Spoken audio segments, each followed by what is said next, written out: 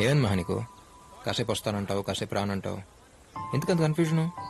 నీకు రావాలనిపిస్తారా లేకపోతే లేదు? సింపుల్.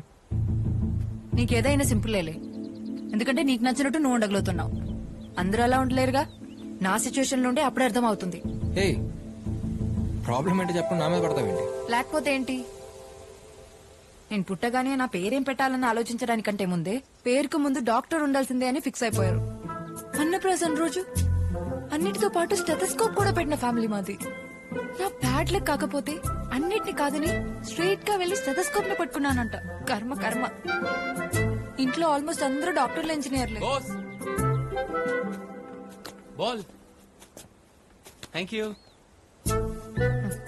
వాళ్ళ అదృష్టం కొద్దీ సచిన్ టెండూల్కర్, సానియా మిర్జా మా ఫ్యామిలీలో పుట్టలేదు. పుట్టుంటేనా సచిన్ ని ఇంజనీర్, సానియా మిర్జాని డాక్టర్ చేసేసిండే వాళ్ళు మా వాళ్ళు. వాళ్ళకి కావాల్సింది నేను డాక్టర్ అయి పేషెంట్ చేపట్టుకోవడం, కానీ సింగర్ అయి చేతో మైక్ పట్టుకుని ఒక్కసారైనా పాడాలన్నది నా కల. అభి, వాళ్ళకి నచ్చినట్టు నా లైఫ్ ఉండాలనుకోవడం తప్పనట్లేదు. బట్ బతికే నాకు నా లైఫ్ నచ్చాలిగా. Sometimes I hate myself. ఇంతకు ముందుకి ఇప్పటికీ ఒకటే తేడా. ఇదివరకు ఇలాంటి సిచ్యువేషన్ వచ్చినప్పుడు నాలో నేనే అనేసుకుని, నన్ను నేనే తిట్టేసుకుని సైలెంట్గా ఉండిపోయేదాన్ని. ఇప్పుడు చెప్పుకోవడానికి నువ్వు దొరికావు, అంతే. నాకు మ్యూజిక్ కి రాసి పెట్టలేదు అభి, వదిలే. పద. ఇక్కడికి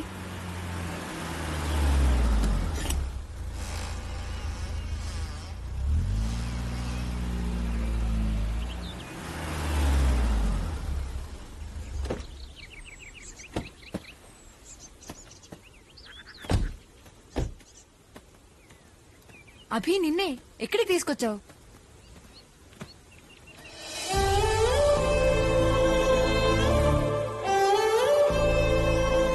ఆరేళ్ళనుకుంటా మహా నాకప్పుడు. అమ్మ చనిపోయింది. చనిపోవడం అంటే ఏంటో కూడా సరిగ్గా తెలియదు. ఎక్కువ ఏడిస్తే తిరిగి వచ్చేస్తున్నామని తెలియదు తను. ఎప్పుడు బాధ అనిపించినా ఇక్కడికి వచ్చి ఏడ్చేవాడిని. అప్పుడు వచ్చాడు మహావాడు. నాకు వాడికి పెద్ద పరిచయం కూడా లేదు. నా బాధను అర్థం చేసుకునేంత వయసు కూడా కాదు వాడిది. జస్ట్ ఫ్రెండ్ అంతే. ఏడుస్తున్న నా దగ్గరకు వచ్చి నన్ను చూసి నా చేయి పట్టుకుని అప్పుడు దాకున్న బాధలోంచి బయటికి తీసుకొచ్చాడు.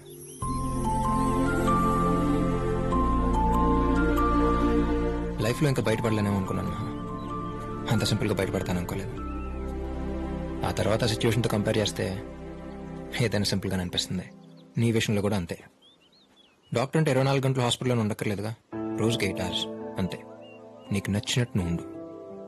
Lifes all about balancing Maha. అవును, ఇందాకేమన్నావు? ఐ హేట్ మై సెల్ఫా. మనమే మనల్ని ప్రేమించలేనప్పుడు ఈ ప్రపంచంలో ఎవరు మనం ప్రేమించరు మహా. అయినా ఛాన్స్ వచ్చినంత మాత్రాన్ని అందరూ సచిన్లు, సానియాలు అయిపోరుగా. ఒకసారి పాడతానే కదా తెలిసేది మంది వాయిసా నాయిసా అని. నాయిసా? ఏమనుకుంటున్నావు నువ్వు? బాత్రూమ్ లో నేను పాడేటప్పుడు వచ్చి వింటే తెలుస్తుంది నా టాలెంట్ ఏంటో. నీ టాలెంట్ తెలియడం కోసం మరి బాత్రూమ్ దాకా వస్తే బాగుంటుందమ్మా. నేను పర్ఫామ్ చేయబోయే కాన్సర్ట్ లో నువ్వు పాడుతున్నావు. థ్యాంక్స్ అభి. నీ బియర్ అయ్యే లోపు నిన్ను కొన్ని క్వశ్చన్స్ అడగొచ్చా? బియర్ విత్ అభియా? అడుగు. నీ ఫ్రెండ్స్ దగ్గర నీకు నచ్చని విషయం ఏంటి? వాళ్ళందరూ తాగేసి నేను మాత్రం తాగకుండా వాళ్ళ టార్చర్ నేను భరించడం. మరి నచ్చింది? నేను మాత్రం తాగేసి వాళ్ళెవ్వరూ తాగకుండా నా టార్చర్ వాళ్ళు భరించడం. ఫ్రెండ్ కి బెస్ట్ ఫ్రెండ్ కి తేడా ఏంటి? మన గతంలో జరిగిన కథలు చెప్తే వినేవాడు ఫ్రెండ్, కానీ ప్రతి కథలో ఉండేవాడు బెస్ట్ ఫ్రెండ్. నీ భాషలో చెప్పాలంటే మనం హాస్పిటల్ అడ్మిట్ అయినప్పుడు ఒంట్లో ఎలా ఉందరా అని అడిగేవాడు ఫ్రెండ్, నర్స్ ఎలా ఉందరా అని అడిగేవాడు బెస్ట్ ఫ్రెండ్. అభి, మంచి ఫామ్ లో ఉన్నట్టున్నావు. ఏదో బియర్లో. మరి బెస్ట్ ఫ్రెండ్ కి లవర్ కి? మన పక్కన ఒకరు ఉంటే బాగుంది అనిపిస్తే బెస్ట్ ఫ్రెండ్, మన పక్కన ఒకరు లేకపోతే ఉండలేమనిపిస్తే లవర్. నేనెవరైనా లవ్ చేస్తే తన దగ్గర నుంచి నువ్వు ఎక్స్పెక్ట్ చేసేదేంటి? ఏడవటం. ఏంటి? ఏడవటం. ఈ నవ్వు, కోపం, ఇష్టం ఇవేమైనా యాక్ట్ చేయొచ్చు, కానీ ఏడవటం మాత్రం యాక్ట్ చేయలేదు. మన కోసం ఒకరు ఏడుస్తున్నారంటే ఈ ప్రపంచంలో అందరికంటే ఎక్కువ వాళ్ళు మనల్ని ప్రేమిస్తున్నట్టు. మరి నువ్వు ఎప్పుడైనా ఏడ్చావా? మనకింకా అదృష్టం కలగలేదు. డోంట్ వరీ, తొందరలోనే ఏడుస్తావు. నువ్వు నా లైఫ్లోకి రావడం అన్నది ఇట్ మీన్స్ అ లాట్. ఫ్యామిలీని కన్విన్స్ చేస్తానా లేక డాక్టర్గా మాత్రమే కంటిన్యూ అవుతానా తెలీదు, కానీ రేపు నా ఫ్యూచర్ ఏదైనా మ్యూజిక్ని మాత్రం వదలను. బయలుదేద్దామా? నాకు మహా మీద ఎలాంటి ఫీలింగ్స్ అయితే ఉన్నాయో తనకి నా మీద నుంచి అలాంటి ఫీలింగ్స్ ఉన్నాయనిపించింది. వాసుగారితో మాట చెప్పి ప్రపోజ్ చేసేద్దాం అనుకున్నాను.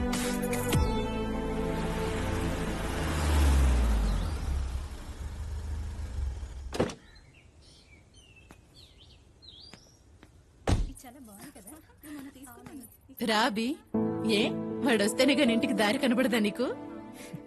ఎక్కడ మాడు? థ్యాంక్స్ రమ్య.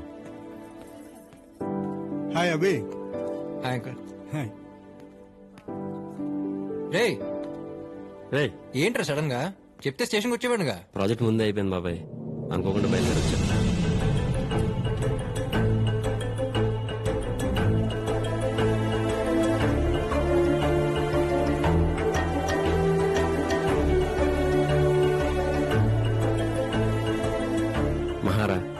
మహా అభి నా బెస్ట్ ఫ్రెండ్. వాసు, మామయ్యాడు బయలుదేరుతున్నారా? ఒకసారి రా. బయలుదేరా.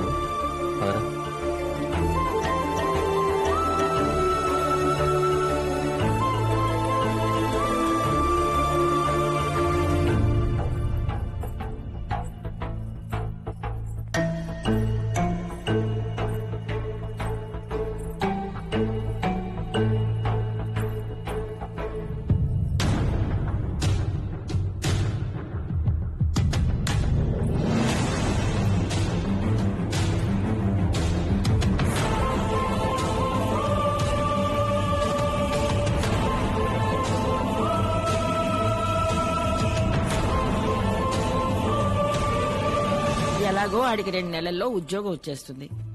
ఆ మాట అది అనేసుకుంటే 2 వైపులా వెతకడాలుండవుగా. ఏమంటావరా? నీకు ఇంకేం పనిలేదా బామ్మ? ఇంతకంటే ఈ వయసులో ఇంకేం పని ఉంటుంది?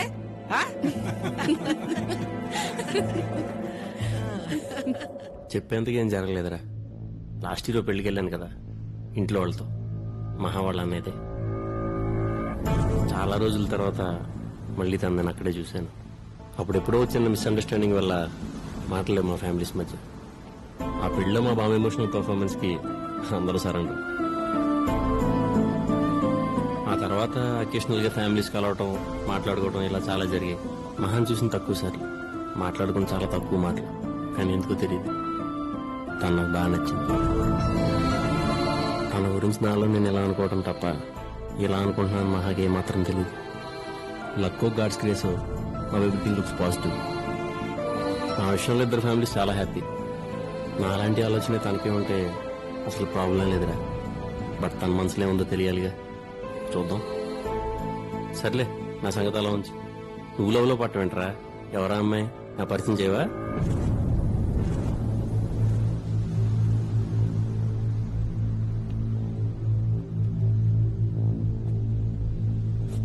వృద్ధిని పరిచయం చేశా కుదరా.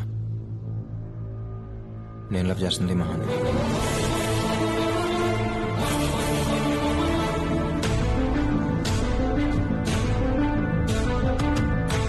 రే, నువ్వు మహాన్ లవ్ చేస్తున్నావు తెలియగానే నేను సైలెంట్ అయిపోయి సైడ్ అయిపోయి ఒక డ్రామా క్రియేట్ చేసి ఇలా యాక్ట్ చేయడం నా వల్ల కాదురా. పైగా నీతో నేను ఫేక్గా ఉండలేను. అయినా ఒక అమ్మాయి అందంగా ఉందంటే 2-3 వెంట పట్టడం కామన్. తనకు నోకే చేయగానే మిగతా వాళ్ళు సైలెంట్ అయిపోట్లా. ఇది అంతే. కాకపోతే ఏంటంటే ఇక్కడ 2 ఫ్రెండ్స్ అయ్యాం, అంతే తేడా. అంటే తనంటే ఇష్టం అని మహాతో చెప్పేసేవా? ఏదైనా ఫస్ట్ నీకే కదరా చెప్తాను. తనకు నేనంటే ఇష్టం అని తెలుసు, కానీ అది లవ్ అని కాన్ఫిడెంట్ గా నేనే చెప్పలేనురా. ఇంచుమించు ఇద్దరు సిచ్యువేషన్ ఒకటే. తన మనసులో ఏముందో తెలియాలంటే ముందు మన మనసులో ఏముందో తనకు తెలియాలిగా. అయితే ఇప్పుడు ఏం చేద్దాం? చెప్పేద్దాం.